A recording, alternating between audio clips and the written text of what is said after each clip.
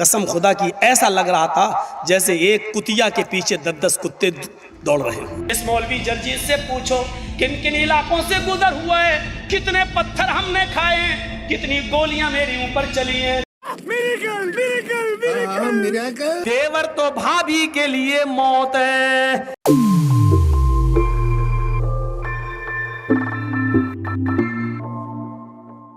हर एक मुसलमान अपनी मजहबी किताब अपने पास रखता है, लेकिन हिंदू न जाने क्यों किस शर्म के कारण अपनी गीता, रामायण, महाभारत, वेद, उपनिषद, दर्शन अपने पास नहीं रखता है।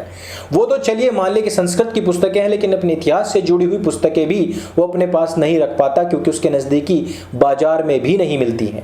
रुचि आपको जागृत करनी पड़ेगी। प्लेटफॉर्म हम दे रहे हैं।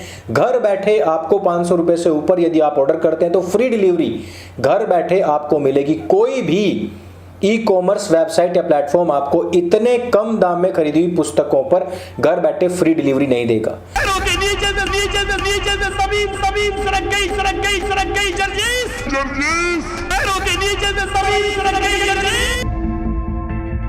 हम भी इंसान है, कोई जनरेटर नहीं कहीं हम भी इंसान है, कोई जनरेटर नहीं। क्या कर रहे हैं यार तू, मजाक है क्या? खुदा का खेल, मौलाना गया जेल। चिपके हुए कपड़े और चिपकी हुई लेगी, पैरों से चिपके हुए कपड़े किसके लिए? चुप, बिल्कुल चुप। हिम्मत कैसे हुई तेरी मुंह खोलने की? रेपिस्ट जर्जिस का खेल खल्लास। ये सजा भी इतनी सख्त मुतय्यन की कि रूह कांप जाए।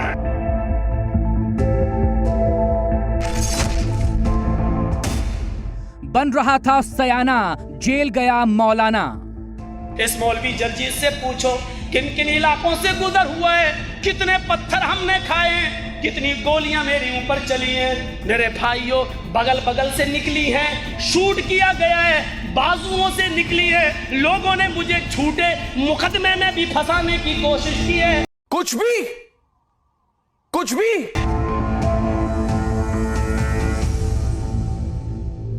खुदा के नाम पर, कुरान के नाम पर और तो और सनातनी वेदों के नाम पर मौलाना जर्जिस अंसारी मजहबी तकरीरें करता था, लोगों को सही गलत का पाठ पढ़ाता था, लोगों को ऐसे दुत्कारता था जैसे वो कितने बड़े पापी हों और मौलाना खुद बहुत बड़ा संत हो।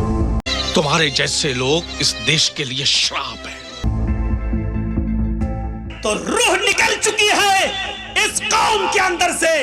मौलाना जर्जीस मुर्दों से बातें कर रहा है, कब्रिस्तान में पड़ी हुई लाशों से बातें कर रहा है। किसी सिद्दा जावेद कौम से मुखातब नहीं है, किसी बारूह कौम से मुखातब नहीं है। एक ऐसे नौजवान तबके से मुखातब है जिसके अंदर से रूह निकल चुकी है, ईमान की रूह निकल चुकी है, दयानतदारी की रूह निकल चुकी है, हया और शर्म की रूह निकल चुकी है। एक बेशरम समाज, एक बेशरम कौम से हम मुखातब होकर गुफ्तगू कर रहे हैं। एक मरी हुई लाश और मरी हुई कौम से हम आज खिताब कर रहे हैं। और इस्लामी बहनों, देखा आपने, गाने बाजे सुनना सुनाना शैतानी अफ़आल हैं। शहादतमंद मुसलमान इन चीजों के करीब भी नहीं फटकते। मैं नहीं मानता।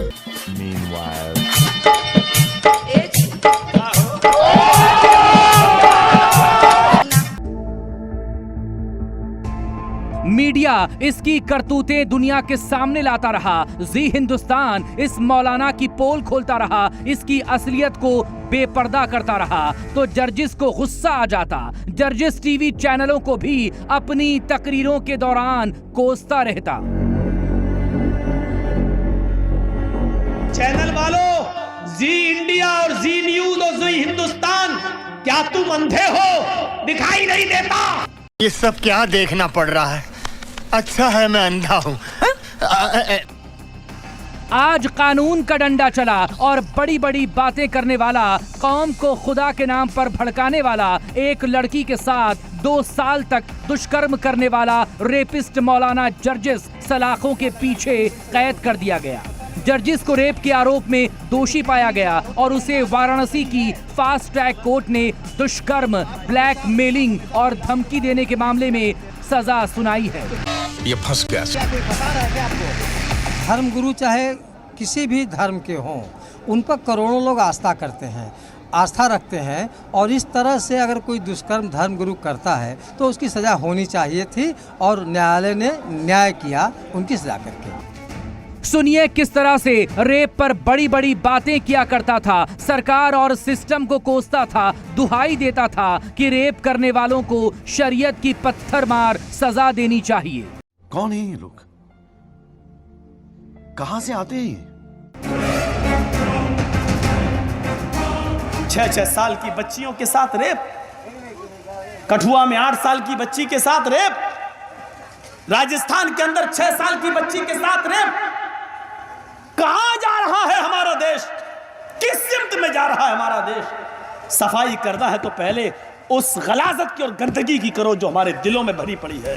देख लो, आंखों पर पट्टी बांध लेने वालों, मजहब के नाम पर बरगलाने वाले इस मौलाना पर कोर्ट में साबित हो चुका है कि यह न सिर्फ लड़की से 2 सालों तक दुष्कर्म करता रहा, बल्कि इसने उसे जान से मारने की धमकी दी और ब्लैकमेल भी करता रहा।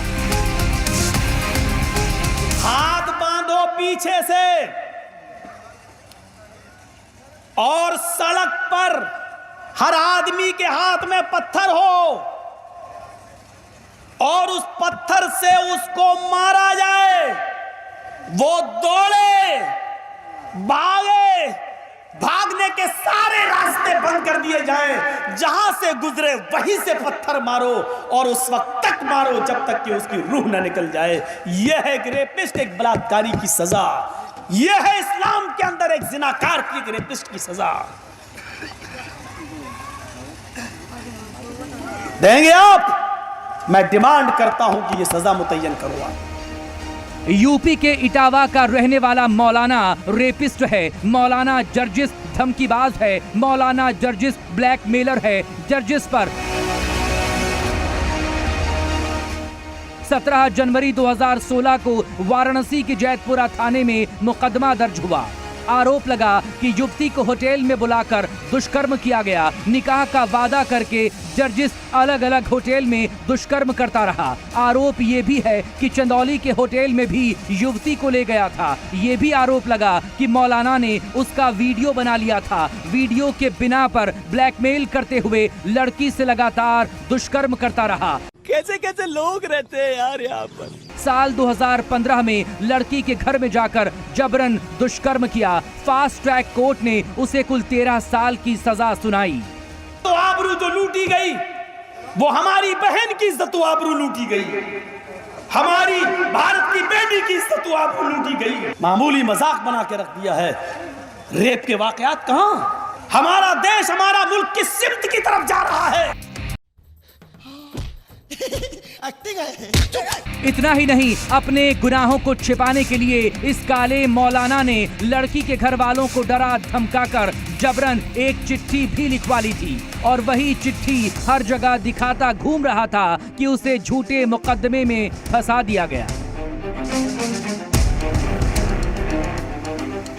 इस मौलवी जर्जिस से पूछो किन किन इलाकों से गुजर हुआ है, कितने पत्थर हमने खाए हैं, कितनी गोलियां मेरे ऊपर चली हैं। मेरे भाइयों, बगल बगल से निकली हैं, शूट किया गया है, बाजुओं से निकली है। लोगों ने मुझे झूठे मुकदमे में भी फंसाने की कोशिश की है। जो भी हो, जो भी हो, धर्म के चश्मे से मत देखो। जो भी हो, सख्त से सख्त सजा दो, मंजर आम पर सजा दो, बनाओ कानून। हम स्वागत करेंगे तुम्हारे कानून का। लाओ कानून। की लड़की का के साथ रेप हुआ तो 20 दिन के अंदर ही अंदर फैसला होकर उसको जल्दी से मार दिया जाए। अब तो सच बोल दे। 26 साल की है तो 26 साल में फैसला सुना, 26 दिन में फैसला सुना दिया जाए। बहुत अच्छी मांग की, करो। ये हैं वो चेहरे जो अपने चेहरों पर मजहबी पर्दा लगाए रहते हैं। अंदर से इनकी सोच ऐसी है जैसे ये तालिबानी हो। शरिया कानून के हिमायती मौलाना जर्जिस की हर एक तकरीर में महिलाओं के कपड़ों और उनके जलसों में आने पर ऐसी बातें होती थी जैसे उसे आधुनिक महिलाओं से कितनी दुश्मनी हो। जलसों में आ रही हो तो चमकती हुई साड़ी पहन के आने का मकसद क्या है?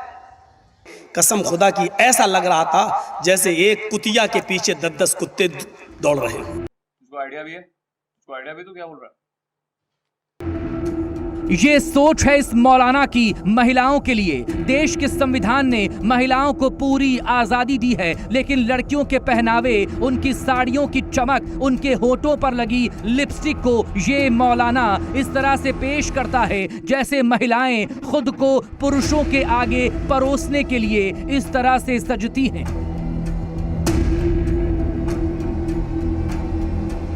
दूसरों से पर्दे में कोई कमी हो जाए तो चलेगी, लेकिन देवर से पर्दे में कमी नहीं होनी चाहिए। अलहमुल मौत, देवर तो भाभी के लिए मौत है, देवर तो भाभी के लिए मौत है। मुसलमानों को यह समझ लेना चाहिए कि ऐसे गद्दार आपको खुदा के नाम पर डराएंगे, हदीस और नबी के नाम पर डराएंगे, वो शरीयत का हवाला देंगे, मोहम्मद साहब का हवाला देंगे और बरगलाने की कोशिश करेंगे।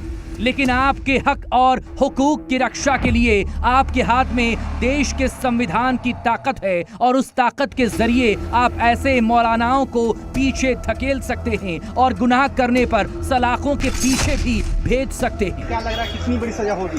पता नहीं। वीडियो अगर आपको अच्छी लगी, जानकारी से भरपूर लगी तो इसको सबके साथ में शेयर अवश्य करें। मेरे संग बोलिए सत्य सनातन वैदिक धर्म की जय। जय हिंद, वंदे मातरम।